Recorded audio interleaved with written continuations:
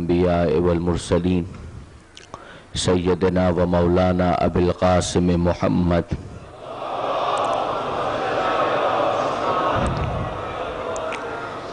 و اہل بیتہ الطیبین الطاہرین المعصومین المظلومین المنتجبین المنتخبین المیامین لا سیما علی الامام المنتظر والحجة الثانی عشر واللعنة الدائمة الباقية على أعدائهم أجمعين من يوم ظلمهم إلى قيام يوم الدين.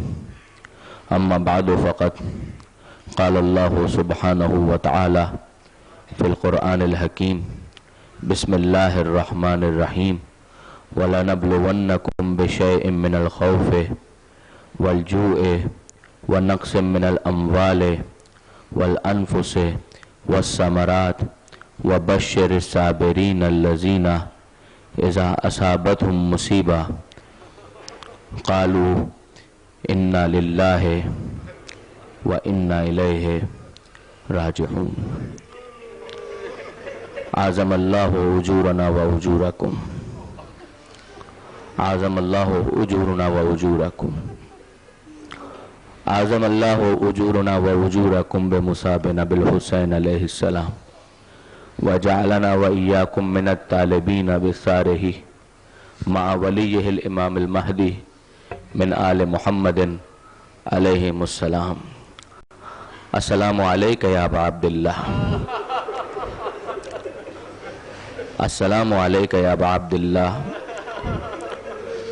صلی اللہ علیکہ یا ابا عبداللہ، السلام علیکہ یا ابن رسول اللہ، السلام علیکہ یا ابن امیر المؤمنین، السلام علیکہ یا ابن فاطمۃ الزہرا. عزیزوں، مدینہ کا مسافر 28 رجب کو مدینہ سے روانہ ہوا، 2 محرم کو کربلا پہنچا اور عاشورہ کو وہ بستی ویران ہو گئے. عاشورہ کو کچھ باقی نہ بچا. عاشورہ کے دن کا آغاز ہوا ہے اذان علی اکبر سے. فجر کی نماز حسین نے پڑھائی ہے. عزیزو، آپ بھی جب نماز پڑھتے ہیں تو نماز کے بعد تعقیبات پڑھتے ہیں. تعقیبات میں مناجات ہوتی ہے، تعقیبات میں دعائیں ہوتی ہیں، مگر حسین نے عاشورہ کو جو فجر کی نماز پڑھائی ہے اس کی تعقیبات میں کربلا کا پورا جہاد موجود ہے. فقط مناجاتیں نہیں ہیں، فقط دعائیں نہیں ہیں. ان تعقیبات میں کبھی حبیب کا لاشا اٹھاتے ہیں، کبھی مسلم بن اوسجا کا لاشا اٹھاتے ہیں، اور جب یہ تعقیبات اپنے عروج پر پہنچتی ہے تو کبھی اکبر کا جنازہ اٹھاتے ہیں، کبھی عباس کے بازو سمیٹتے ہیں. اور عبادت کی معراج اس وقت نظر آتی ہے کہ جب 6 ماہ کا اصغر ہے اور 100 شعبہ تیر بچے کو باپ کے ہاتھ پر منقلب کر دیتا ہے. وہ فجر کی نماز اور اس کے بعد جب ظہر کی نماز کا وقت آیا تو حسین نے یہ ظہر کی نماز بھی جماعت ہی کے ساتھ پڑھائی ہے. مگر فرق آ گیا فجر اور ظہر کی نماز میں کہ فجر کی نماز کے موقع پر تیروں کی برسات نہیں تھی. ظہر کی نماز جب حسین نے پڑھائی ہے تو تیروں کی برسات ہے. آگے ایک طرف سعید کھڑے ہیں، ایک طرف زہیر کھڑے ہیں اور تیروں کو اپنے سینے پر برداشت کر رہے ہیں تاکہ حسین نماز پڑھ سکے. پورا جسم سعید تیروں سے چھلنی ہو گیا. مگر ہمارا سلام اس محافظ امام حسین پر کہ گرے اس وقت جب حسین کی زبان سے سنا السلام علیکم ورحمت اللہ.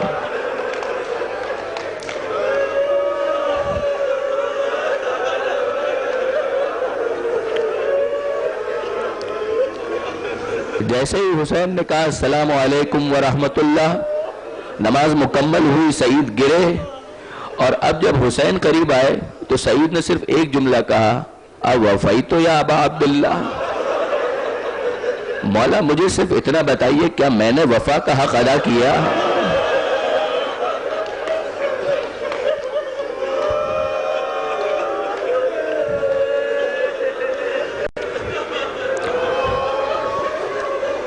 حسین قدردانی کرتے ہیں، فرماتے ہیں لقد وفیت یا سعید، اے سعید تو نے وفا کا حق ادا کر دیا۔ وہ فجر کی نماز، یہ ظہر کی نماز اور پھر عصر کی نماز کے بارے میں تفصیل نہیں ہے کہ قیام کس طرح کیا اور رکوع کس طرح کیا، اس میں تو فقط سجدے کی تفصیل ملتی ہے کہ حسین نے سر سجدے میں رکھ دیا۔ اب اس کے بعد حسین نے سر نہیں اٹھایا، وہ کوئی اور تھا جس نے کاٹ کر نوکے نیزہ پر بلند کیا۔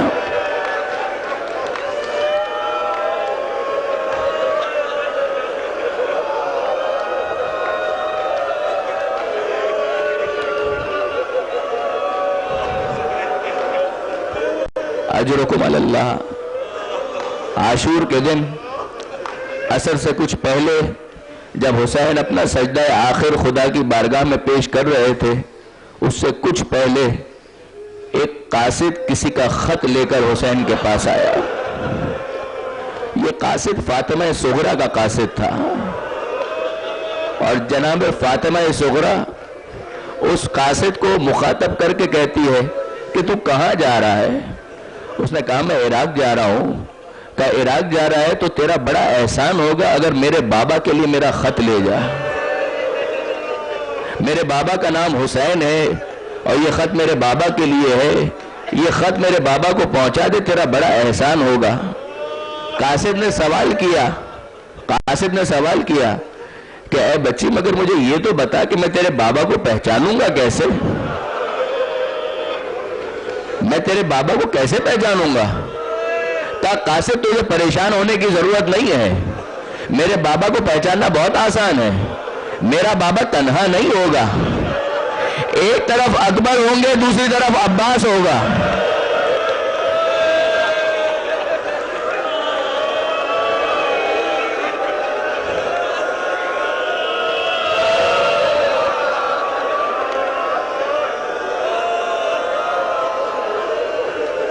ایک طرف اکبر ہوں گے دوسری طرف عباس علم تھامے کھڑے ہوں گے، میرا بابا تنہا نہیں ہوگا۔ اور اگر ابھی بھی تو نہیں پہچان سکتا تو جان لے، اگر تجھے معلوم ہے کہ رسول کا چہرہ کیسا تھا، میرے بھائی اکبر کا چہرہ بالکل رسول کے چہرے جیسا ہے۔ قاصد کربلا پہنچا، عصر سے پہلے حسین کو تلاش کرتے ہوئے حسین تک پہنچ گیا۔ اب نشانیاں ڈھونڈ رہا ہے، نشانیاں نہیں مل رہی ہیں۔ وہ پوچھتا ہے کہ حسین کون ہے؟ جب سلام کیا تو حسین نے کہا یہ کون ہے جو مجھے سلام کر رہا ہے؟ یہاں تو مجھے کوئی سلام کے قابل بھی نہیں سمجھتا۔ کہا میں حسین کو تلاش کر رہا ہوں، کہ آپ حسین ہیں؟ کہا کہ ہاں میں ہی حسین ہوں۔ کہا کہ میرے پاس ایک مدینہ کی بیمار بچی کا خط ہے جو آپ تک پہنچانا ہے، مگر اس بچی نے جو نشانیاں بتائی تھی وہ نشانیاں پوری نہیں ہو رہی، نہ اکبر نظر آ رہے ہیں نہ عباس نظر آ رہے ہیں۔ حسین کہتے ہیں بھائی میری بیٹی کا خط مجھے دے دے، میری بیٹی کا نامہ مجھے دے دے۔ وہ قاصد کہتا ہے میں آپ کی امانت تو آپ تک پہنچا رہا ہوں، مگر مجھے بتائیے تو صحیح کہ عباس کہاں ہے؟ حسین کہتے ہیں بھائی عباس کا اتنا کیوں سوال کر رہا ہے؟ کہا کہ مجھ سے اس بچی نے ایک وعدہ لیا تھا، اس وعدے کو پورا کرنا چاہتا ہوں۔ کہا کیا وعدہ لیا تھا؟ کہا وعدہ یہ لیا تھا کہ قاصد تیرا احسان ہوگا، جب میرے بابا کے پاس پہنچے اور میرے چچا عباس سے ملاقات ہو اس کے دونوں ہاتھوں پر بوسہ دینا۔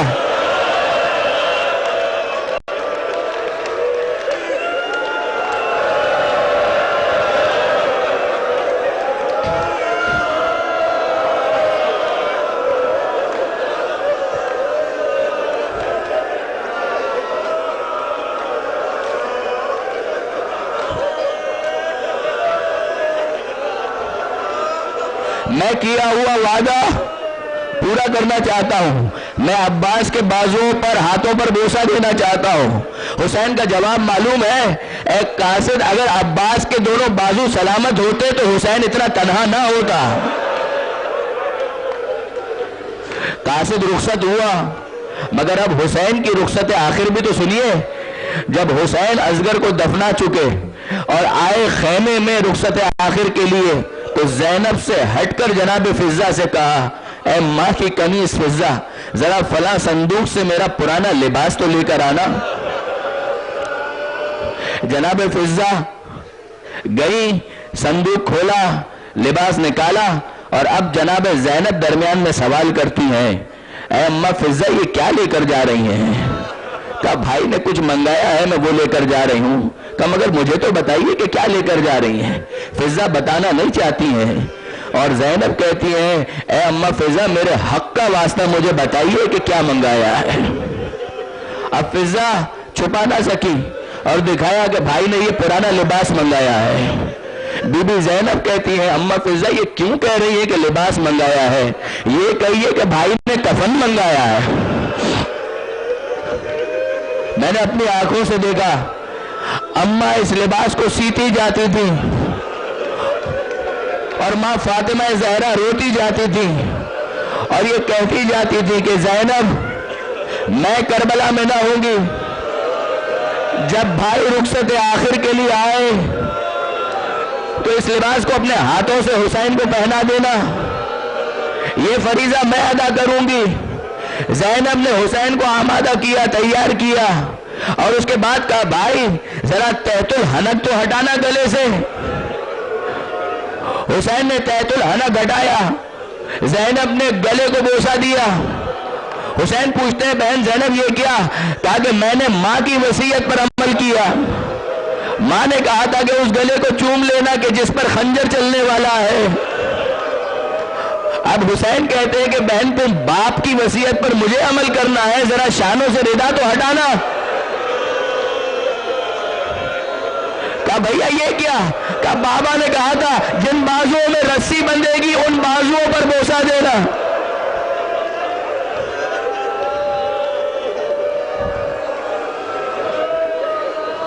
حسین سید سجاد کے پاس آئے, اے بیٹا سید سجاد اب یہ رخصت آخر کا موقع ہے. سید سجاد بیدار ہو کر کہتے ہیں بابا حبیب ابن مظاہر کیا ہوئے؟ حسین کہتے ہیں قد قتلا. بابا مسلم بن اوسجہ کیا ہوئے؟ حسین کہتے ہیں قد قتلا, بیٹا وہ بھی مارے گئے. سید سجاد سوال کرتے ہیں ایک ایک کا نام لے کر, یہاں تک کہ عباس کا پوچھتے ہیں کہ بابا چچا عباس کیا ہوئے؟ حسین نے جواب دیا لیس فی الخیام رجل الا انت وانا. اے بیٹا اب اتنا سمجھ لو کہ مردوں میں یا تم باقی ہو یا میں باقی ہوں,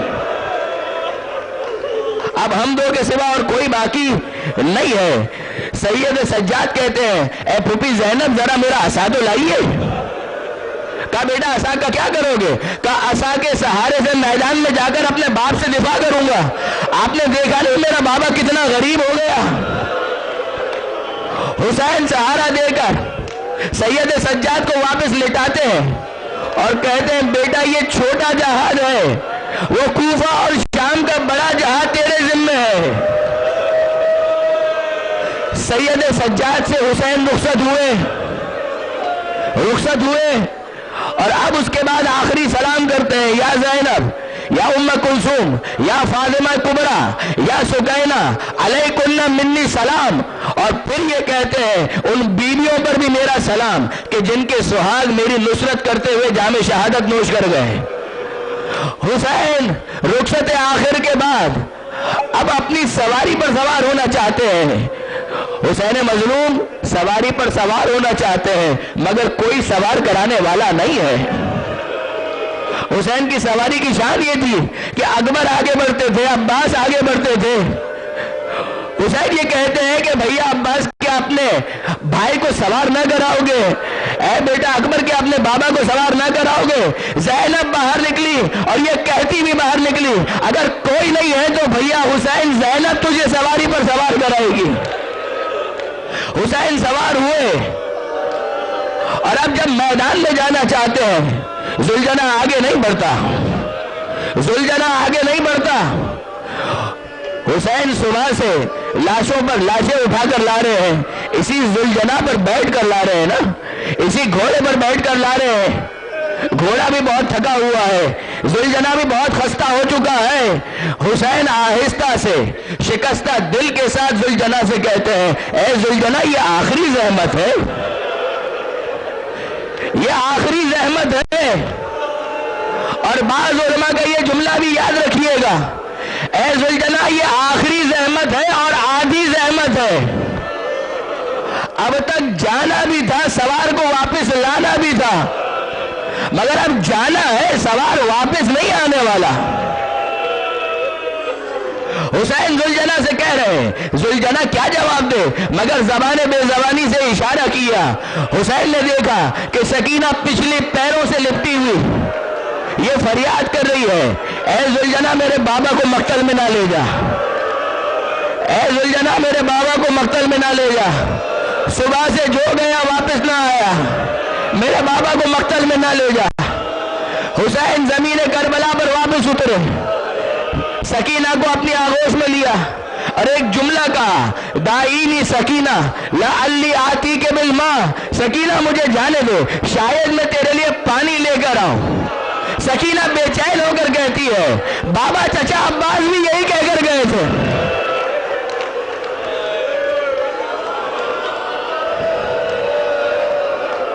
بابا چچا عباس بھی یہی کہہ کر گئے تھے، میرا چچا واپس نہ آیا. بابا مجھے پانی نہیں چاہیے، بابا میں پانی کا نام بھی نہیں لوں گی. آپ مت جائیے بابا، آپ مت جائیے. یہ 3 سال کی معصوم بچی سینے پر سونے کی عادی.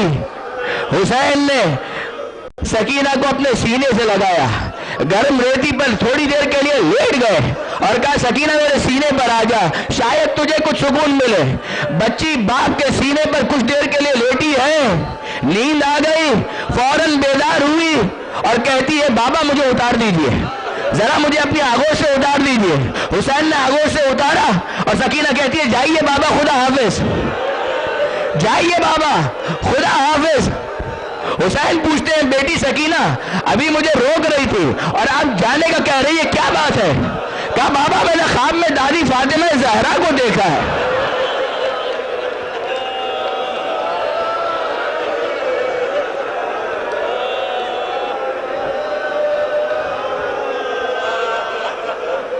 میں نے خواب میں دادی فاطمہ زہرا کو دیکھا اور وہ مجھ سے کہہ رہی ہے، میری بیٹی سکینہ میرے حسین کا راستہ نہ روک. وہ وقت آ گیا کہ جس کے لیے میں نے چکیاں پیس پیس کر اپنے حسین کو پالا تھا. جائیے بابا خدا حافظ. حسین ذوالجلالہ پر سوار ہوئے اور یہ کہتے ہوئے حملہ کیا، اب بھوکے کی جنگ دیکھو، اب پیاسے کی جنگ دیکھو، اب اس کی جنگ دیکھو جس کا جوان اکبر مارا گیا، اب اس کی جنگ دیکھو جس کا عباس جیسا بھائی مارا گیا. فرات کے کنارے تک پہنچے، لاشیں عباس کو مخاطب کیا، بھیا عباس تم نے اپنے بھائی حسین کی جنگ دیکھی؟ اے بھیا جب تم میدان میں تھے میں مرحبا کہہ رہا تھا، میں داد شجاعت دے رہا تھا، کیا بھائی کو داد شجاعت نہ دو گے؟ کیا مرحبا نہ کہو گے؟ عباس کے لاشے سے تو کوئی جواب نہ آیا، مگر خیمے کے پاس سے زینب نے کہا، مرحبا یا ابن رسول اللہ، مرحبا یا ابن رسول اللہ.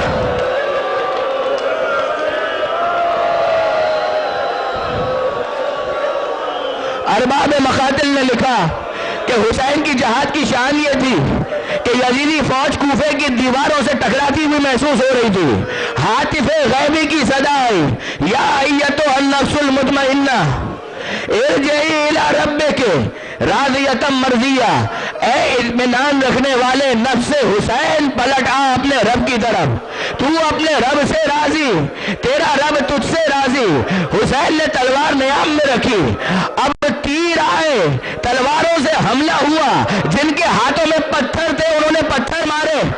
میرا مولا زخمی تھا اور زخمی ہوتا چلا، سر زخمی، سینہ زخمی، پیر زخمی، اور اب گھوڑے کی زین سے زمین پر حسین آ رہے ہیں، زین فرس سے زمین پر آ رہے ہیں، مگر فوراً نہ آ سکے. زمانے کا امام سلام کرتا ہے، میرا سلام ہو اس شہید پر کہ جو زین سے زمین پر آ رہا تھا، نہ زین پر تھا نہ زمین پر. اتنے تیر تھے کہ پورا جسم حسین تیروں پر معلق ہو گیا، پورا جسم حسین تیروں پر معلق ہو گیا. اور اب یہ وہ وقت اثر ہے جس میں حسین نے سر سجدے میں رکھ دیا